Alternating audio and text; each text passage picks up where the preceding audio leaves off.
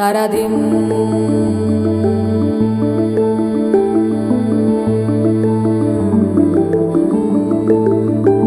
तरधिं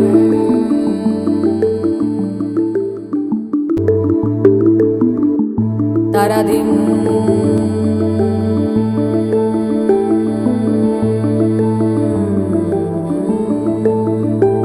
तरधिं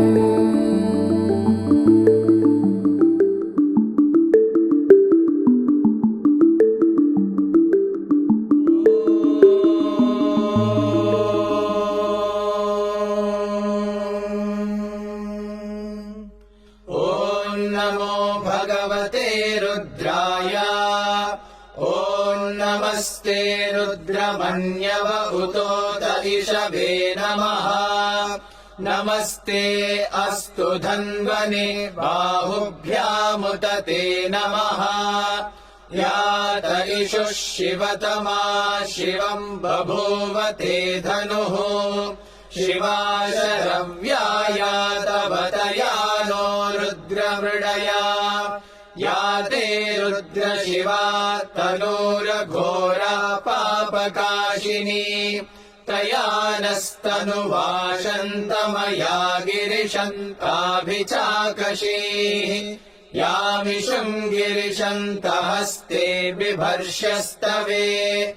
शिवाङ्गिरित्रताम् कुर्वाहि गुंसीः पुरुषम् जगत्। शिवेन वचसा त्वा गिरिशाच्छावदामसि। यथा नः सर्वमिज्जगदयक्ष्मगुम् सुमना असत्।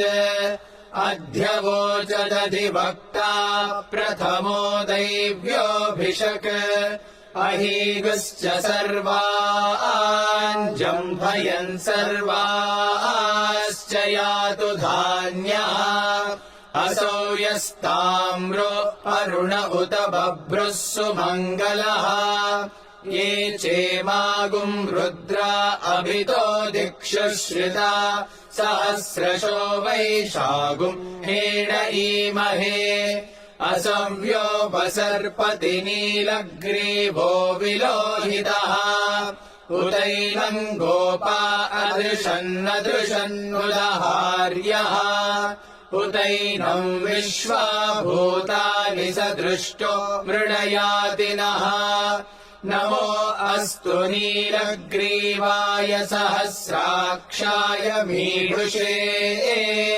अथो ये अस्य सत्त्वानोऽहन्तेभ्यो करन्नमः। प्रमुञ्च धन्वनस्त्वमुभयोराग्नियोर्जाम्। याश्च ते हस्त इषवः पराता भगवो वपा। अवतत्यधनुस्त्वगुम् सहस्राक्षशते शुधे। निशीर्य शल्यानाम् मुखा शिवो नः सुमना भव। विज्यम् धनुः कपर्दिनो विशल्यो बाणवागुम् उता। अनेशन्नस्येषव आभुरस्य निषङ्गतिः। या देहेतिर्मीढुष्कमहस्ते बभूव ते धनुः। तयास्मान् विश्वतस्त्वमयक्ष्मया परिभुजा। नमस्ते अस्त्वायुधायानादताय धृष्णवे। उभाभ्यामुत ते नमो बाहुभ्याम् तव धन्वने। परिते धन्वनो हेतिरस्मान् वृणक्तु विश्वतः। अथो य इषुधिस्तवारे अस्मन्निधेहितम्। नमस्ते अस्तु भगवन् विश्वेश्वराय महादेवाय त्र्यम्बकाय त्रिपुरान्तकाय त्रिकाग्निकालाय कालाग्निरुद्राय नीलकण्ठाय मृत्युञ्जयाय सर्वेश्वराय सदाशिवाय श्रीमन्महा